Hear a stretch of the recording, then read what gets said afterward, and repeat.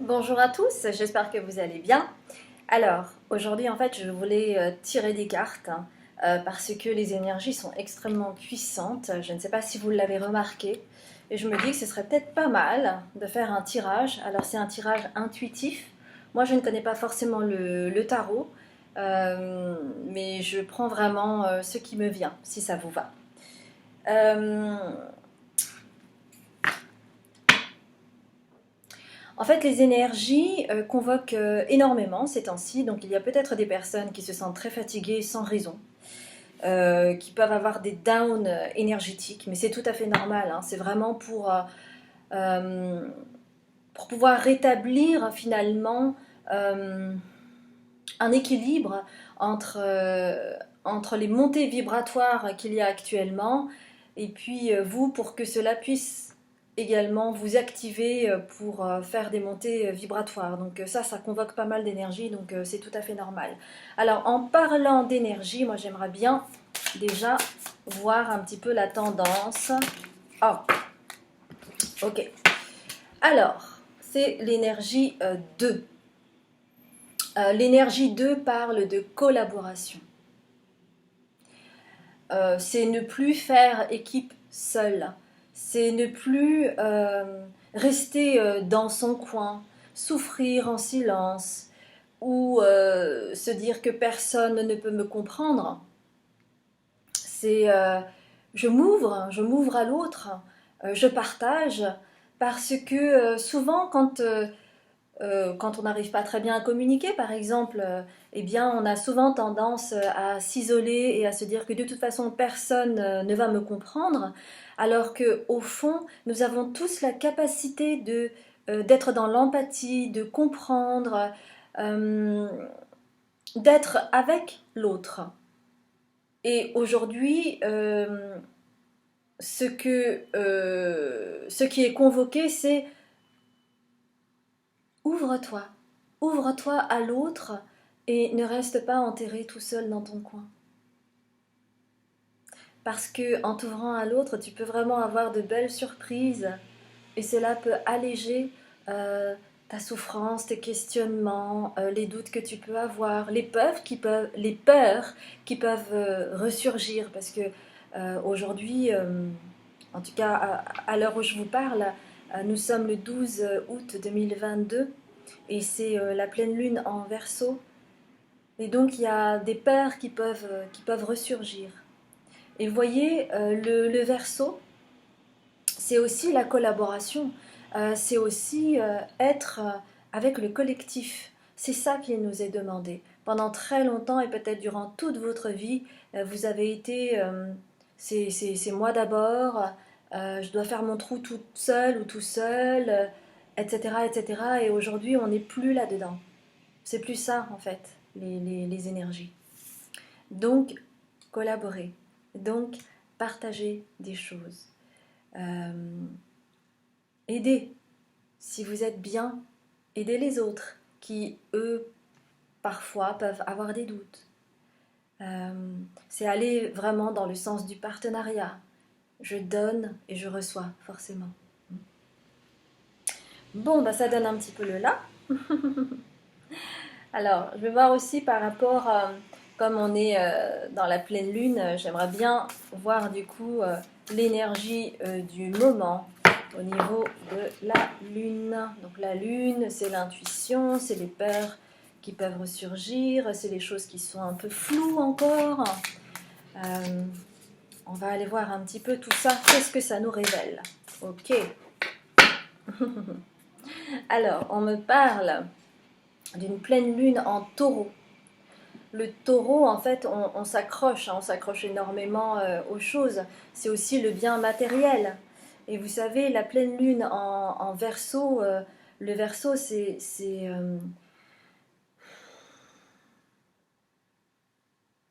justement qu'on on est plus dans l'aspect matérialiste, c'est plutôt l'aspect ésotérique qui revient en surface. Et alors, on dit, vos rêves ont besoin d'un peu de pragmatisme. Alors c'est intéressant parce que la lune aussi, c'est les rêves, c'est l'inconscient. Il y a des choses qui se réveillent. Vous pouvez peut-être avoir des intuitions, des fulgurances qui peuvent survenir euh, au moment de votre réveil. Ou alors comme ça, d'un seul coup, vous rêvassez et puis vous avez une fulgurance. Il y a une phrase qui vous vient. Faites confiance à vos intuitions, à ce qui peut surgir. Mais pour que vos rêves puissent se réaliser, il est nécessaire aussi de planter la graine dans la matière, hein, et pas que ça reste juste là-haut.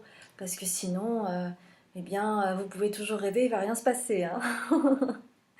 Donc le pragmatisme, ici pour moi, de ce que j'entends, c'est vraiment l'inscrire dans la matière.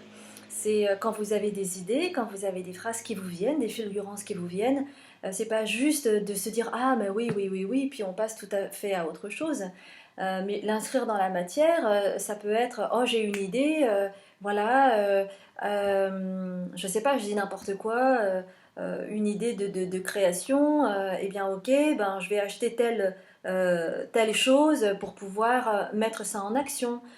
Ou alors, ah tiens, j'ai une idée qui me vient, je vais vite la noter sur un carnet. C'est un premier pas vers la matérialisation, vers le fait d'extérioriser les choses, et puis vers le fait de le planter dans la matière. C'est vraiment une histoire de graines, vous savez. Alors, ce qui est intéressant, c'est, ça m'émeut un peu parce que, en parlant de graines, euh, il y a fort longtemps de cela, j'ai une amie indo-breton-mauricienne euh, qui m'emmène voir Amma. Donc, Amma, c'est une personne d'origine indienne qui est maintenant reconnue un petit peu dans le monde entier puisque elle est là pour faire des hugs aux gens qui viennent la voir. Et moi, je ne connaissais pas du tout. Donc, j'arrive là, c'était à Cergy, je crois, ou Cergy-Pontoise, je ne sais plus. Et j'arrive là, et il y a mais plein de gens, puis c'est très folklorique, il y a beaucoup de musique, les gens ont l'air d'être dans la béatitude, et je vois une femme au lointain, une femme indienne qui est assise, et puis qui continue à faire des hugs, puis chacun a son ticket pour passer les uns après les autres. Et moi j'étais fascinée parce que je me demandais, est-ce que c'est une secte? Qu'est-ce qui se passe? Je suis chez les fous ou pas? Et, euh, et en fait, j'attends toute la nuit.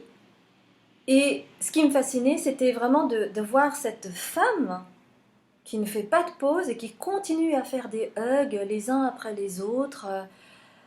Je suis fascinée par ça, en fait. Puis bon, à un moment donné, c'est à mon tour, donc je, je, moi, je ne sais pas du tout à quoi m'attendre. Puis bon, à un moment donné, donc on me dit oui, tu vas t'agenouiller, tu la touches pas, tu dis rien, tu te laisses faire. Ok. Donc Amma me prend dans ses bras, et là, il y a euh, un espèce d'espace hors temps qui se produit. J'ai l'impression que ce temps est infini, que le temps s'arrête. Et donc elle dit un mantra à mon oreille, et je sens comme une souffrance qui vient depuis tellement, tellement, tellement longtemps, et qu'elle essaye d'extirper de moi. Et ça m'arrache des larmes. Et après j'ai une vision d'elle qui me plante une graine dans mon cœur. Et je sens que cette graine, c'est, voilà, je te plante cette graine dans le cœur, à toi de la faire germer, pour la mettre dans la matière. Donc voilà, ça me rappelle cette histoire, le fait que vos rêves ont besoin d'un peu de pragmatisme. Donc plantez votre graine dans la matière pour que vos rêves puissent se réaliser et se matérialiser. Moi j'aimerais bien continuer aussi avec... ouh, est-ce que je la prends? Non. Avec des petits conseils. Ça, j'adore ces cartes. Je trouve qu'elles sont très parlantes. Vraiment. Oups! Bon, celle-là, elle a sauté, je la prends, hein. Alors, qu'est-ce que ça dit? Oh! Transformation. Accepte d'abandonner ce que tu n'es plus, afin de déployer de nouvelles couleurs. Tu es dans une phase importante de mue. Ne lutte plus et accueille ton nouveau toi à bras ouverts.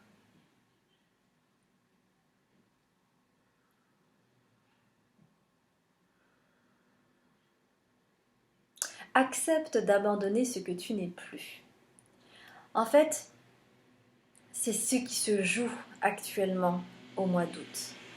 Il y a énormément de transformations, il y a énormément de mues pour chacun d'entre vous. Pourquoi? Parce que c'est ce qui est. Nous avons changé d'air, nous avons changé de monde, nous avons changé de vibration. Et donc forcément, notre personne aussi a besoin d'évoluer. Et justement, aujourd'hui, j'ai mis un post sur les réseaux sociaux, Instagram et Facebook, où ça parle de cette transformation. Ça parle d'abandonner la persona que tu es ou que tu as été pour être accepté par le monde. Mais aujourd'hui, il t'est demandé d'aller te réaligner par rapport à la personne véritable que tu es. Et cela demande du travail. Cela peut ramener du chaos. Cela peut être très inconfortable parce que cela veut dire aussi que on ne reste plus dans notre zone de confort.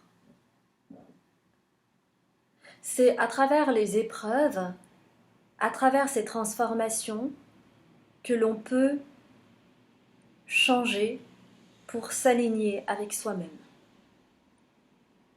Et c'est au prix de cet effort que vous pouvez vous décharger d'un fardeau. On ne se rend pas compte à quel point cela convoque beaucoup d'énergie de devoir ou d'avoir l'impression qu'il faut réagir de telle ou telle manière pour être accepté par sa famille, par ses collègues, par ses amis, par son entourage. Et on ne se rend pas compte de la fatigue que cela convoque. Je vais vous raconter une autre histoire qui me vient. Donc, moi, de temps en temps, je pars au Japon. Et effectivement, c'est deux mondes différents, hein, le Japon et la France. Même si nous sommes tous des humains, mais il y a la culture, la façon de penser, etc., qui font qu'on ne réagit pas de la même façon.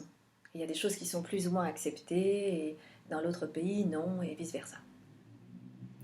Et moi, j'habite à Paris, et on m'a toujours appris à faire attention à mes affaires.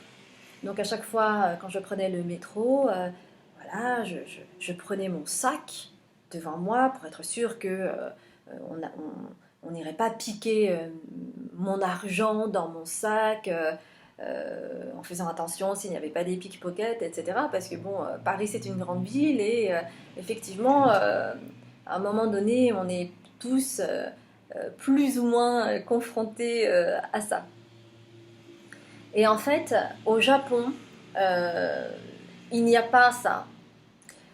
Alors peut-être de plus en plus maintenant, hein, mais en tout cas, ça n'a pas pris l'ampleur de cette façon de vivre à Paris. On fait tout le temps attention à son sac dès qu'on est dehors, dès qu'on est dans les transports en commun, dès qu'on est au restaurant. On ne va pas laisser son sac par terre comme ça. On fait vraiment attention à tout ça. Et au Japon, comme il y a très peu de vols, on appelle ça quoi vol, c'est pas vol à main armée, c'est tir au vol, c'est ça. Du coup, on peut poser notre sac dans les transports en commun, on peut laisser le sac comme ça au restaurant.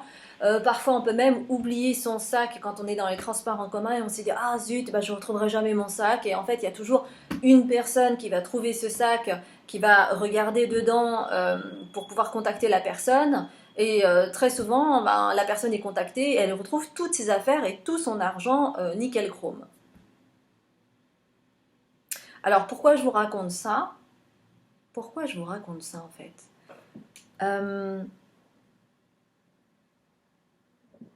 Tout cela pour dire que, en fait, tout, absolument, tout est possible.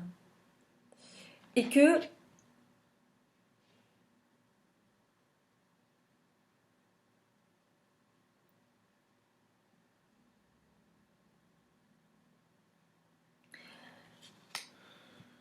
honnêtement, je ne me rappelle plus.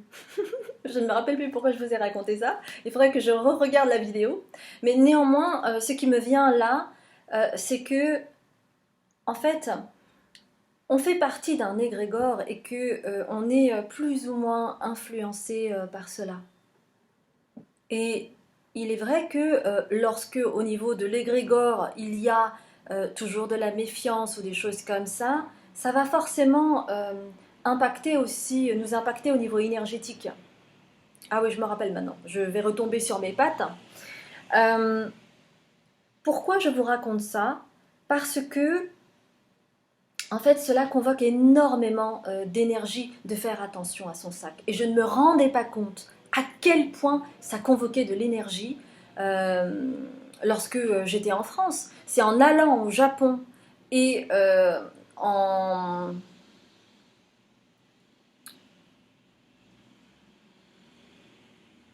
en voyant les choses à l'inverse que je me suis rendu compte que oui, effectivement, ça convoquait beaucoup d'énergie. Donc peut-être que vous vous rendrez compte lorsque vous allez vous transformer, peut-être que vous vous êtes déjà transformé et ça ce serait vraiment super, bravo à vous à ce moment-là.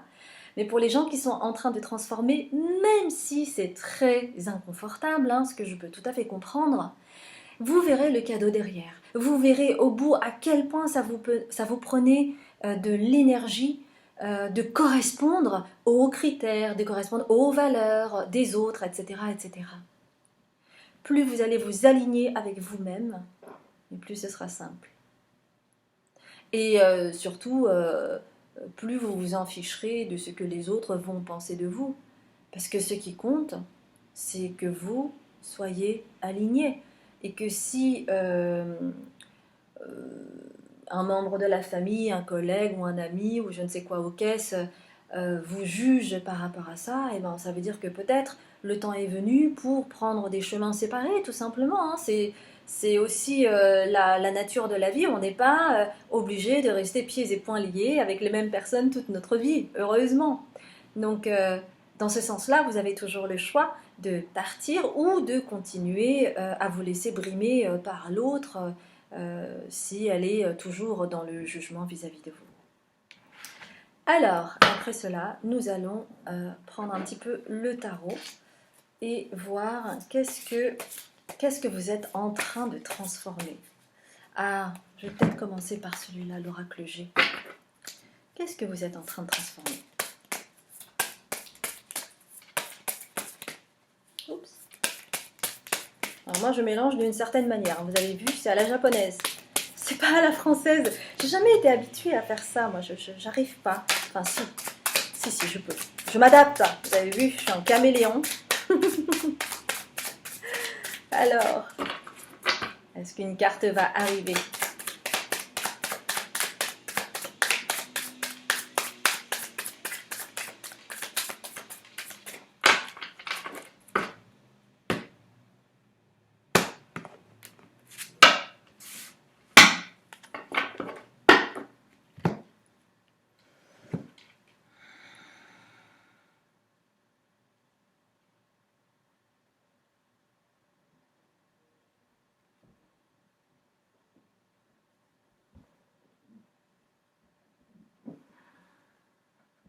Alors, ce que je ressens par rapport à ces cartes, je vous montre.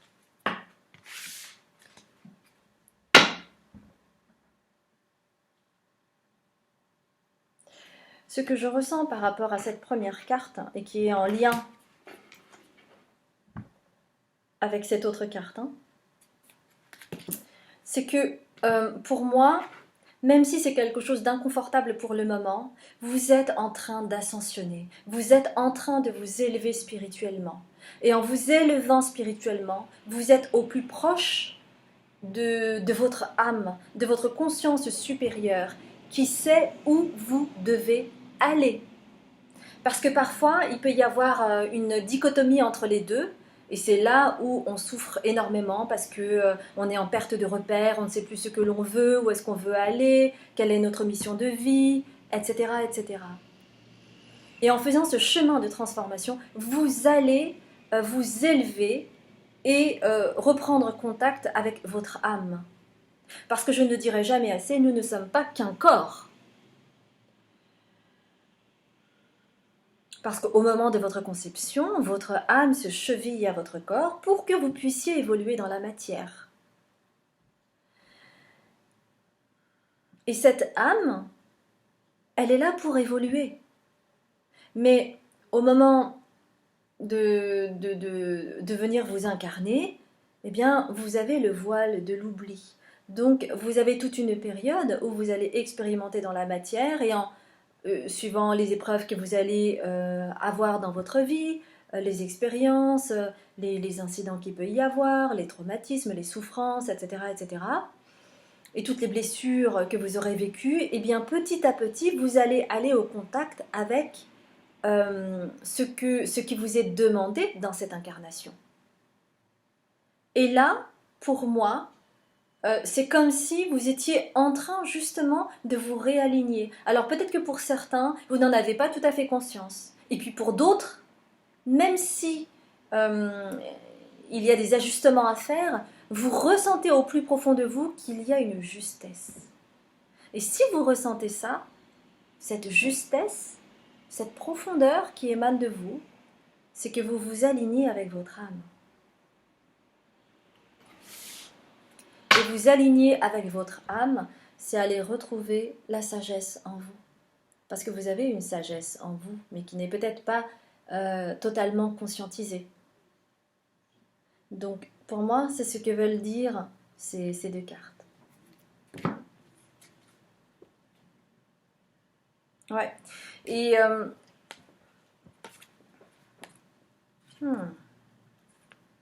Bon, alors, ce que je vois aussi, c'est que pour ascensionner, il est nécessaire de faire le tri dans votre entourage parce qu'il y a des histoires de médisance, de ragots autour de vous, etc., où vous pouvez être encore un peu sensible à cela, mais en vous délestant de cela, en faisant confiance à qui vous êtes, eh bien, vous allez pouvoir réaliser peut-être un rêve au niveau professionnel, soit une ascension au niveau professionnel. Alors ça peut être aussi en lien avec ce qui concerne ouais, soit au niveau financier, donc ça peut être au niveau de la banque, au niveau, je sais pas, les assurances ou des choses comme ça, ou soit ça peut être aussi dans les soins. Alors si vous êtes dans les soins énergétiques, ou si vous êtes personnel soignant, etc., etc., eh bien, vous pouvez monter d'un cran et avoir des rentrées d'argent en plus. Donc ça parle de bonus, ça parle d'augmentation de revenus, ça parle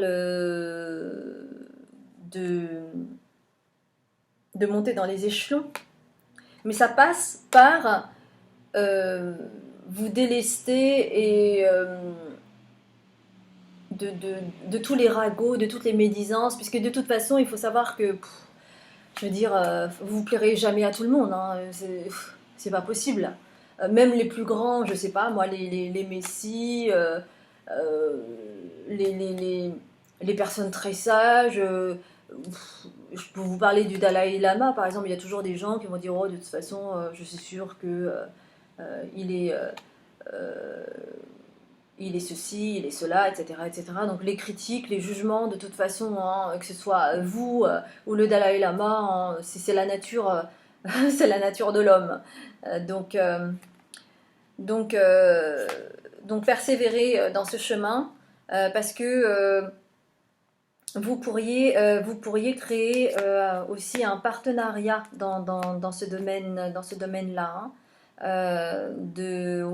D'associer, vous associer avec quelqu'un par exemple, ça peut être ça. Ouais. Et plus vous allez persévérer, plus vous aurez des bonnes nouvelles, vous aurez des cadeaux euh, dont vous ne... Comment dire euh, des cadeaux vraiment très surprenants auxquels vous ne vous attendiez pas du tout. Et ça va vous aider à vous transformer très rapidement. D'accord? Bon, l'oracle G, c'est bon. J'aimerais aussi quand même voir un petit peu le tarot. Alors ça, c'est impossible. Regardez-moi ça. C'est impossible. J'ai des grandes mains, hein. J'ai des grandes mains, mais regardez, je peux pas. Je peux pas le faire à la française. Je peux pas. C'est pas possible. Je peux pas le faire. Je suis obligée de le faire à la japonaise. Donc je le fais à la japonaise. Alors. Oh, ok, super.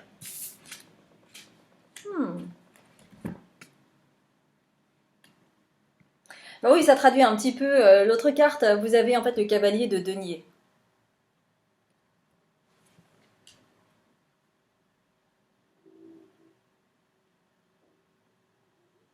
Alors, le cavalier de denier, pour moi, ça retrace un petit peu ce que disait l'oracle G.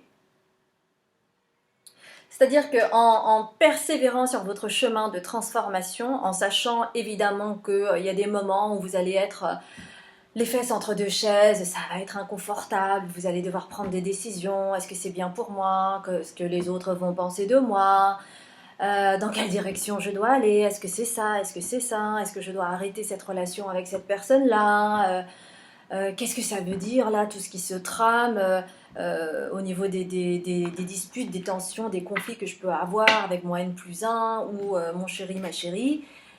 Eh bien, malgré tout cela, si vous persistez en vraiment vous alignant par rapport à qui vous êtes, en vous alignant à votre âme qui vous conduit à devenir qui vous êtes véritablement, eh bien, ça va vous apporter beaucoup d'avantages. Alors, les avantages, on en a parlé tout à l'heure, c'est par rapport notamment à l'énergie. C'est de plus mettre autant d'énergie sur la persona que vous estimiez devoir être pour être accepté du monde. Ça veut dire aussi ne plus mettre autant d'énergie dans les médisances, les ragots que l'on peut vous faire. C'est tracer votre chemin, quitte à vous séparer, quitte à couper les ponts avec certaines personnes qui peuvent être toxiques pour vous et maintenant vous vous rendez compte que c'est plus possible de rester avec ces personnes, parce que ça aussi ça peut arriver, eh bien vous n'y trouverez que des avantages, du succès pour vous-même, on en a parlé au niveau professionnel, des rentrées d'argent, etc. Mais pour cela, il est nécessaire d'être doux avec vous-même et d'être patient. En gros, d'avoir foi en vous. C'est ça qui est important. C'est vraiment de continuer cela. Vous savez, c'est comme un train comme ça qui avance, qui avance, qui avance. Il avance, c'est certain. Vous n'êtes pas un TGV, mais vous êtes un train et vous avancez quoi qu'il arrive. Hein. Oups! Alors non, je ne vais pas prendre ça. Là, il y en a trop. Alors, quel serait le conseil pour vous, à part le fait d'être patient et d'être doux avec vous-même? Alors, être doux avec soi-même, hein, ça a l'air simple comme ça, mais ça l'est pas tant que ça quand parfois on peut être exigeant avec soi-même. Alors, on peut se mettre des objectifs comme ça, pratiquement inatteignables, pour justement aller dans le ouais, mais de toute façon, je savais que ce ne serait pas possible, j'ai pas pu terminer dans les temps. Ou tous mes objectifs, j'ai pas réussi à les faire, je suis nulle, etc., etc. Bah non, en fait. Les objectifs, il faut que ce soit mesurable. Et si c'est inatteignable, eh bien, vous allez vous mettre la rate au courbouillon. C'est tout ce que vous allez faire. Alors, conseil. Quel est le conseil?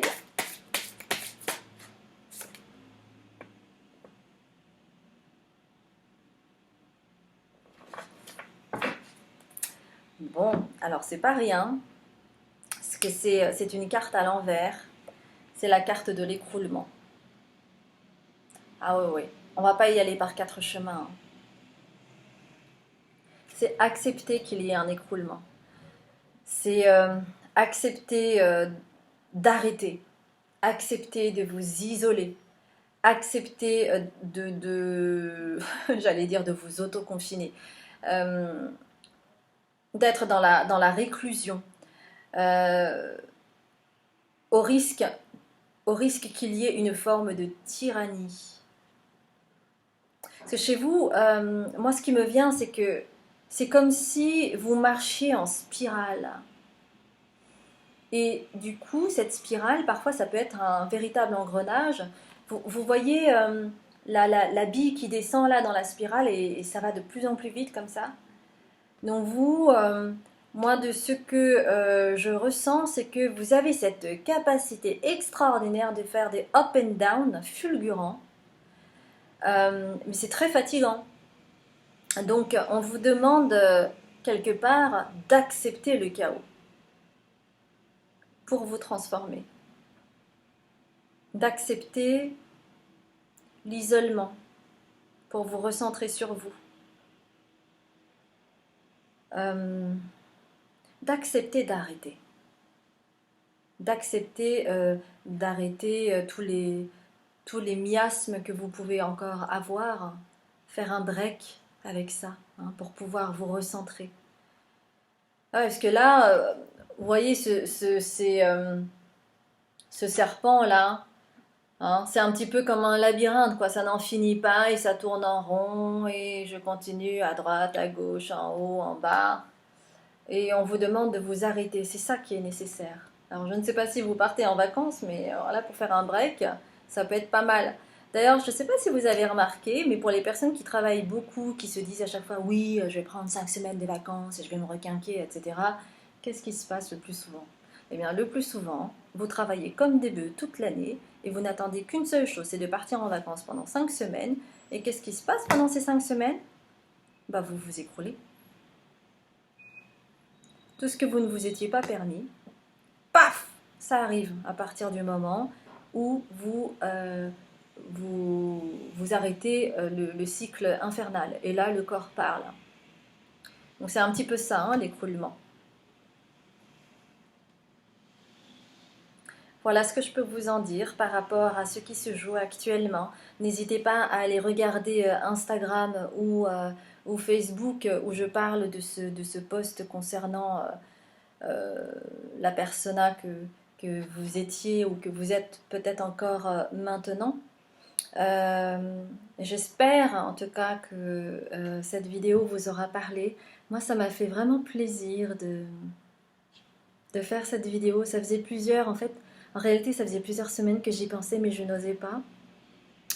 Donc, n'hésitez pas à me laisser des commentaires et à me dire si, s'il y a des choses qui vibrent pour vous, en sachant que, voilà, euh, cette guidance, en fait, elle est collective. Donc, il y a forcément des choses, peut-être, qui vont vous parler, et puis, pour d'autres, ça va pas parler, et pour d'autres, c'est pas ça. Et ben, c'est pas grave, hein, puisque, de toute façon, cette guidance va parler pour certaines personnes, et puis pour d'autres, peut-être que pas du tout. Oups. Et tout est juste, d'accord? Eh bien, je vous dis certainement à bientôt. Je vous souhaite une belle journée. Au revoir.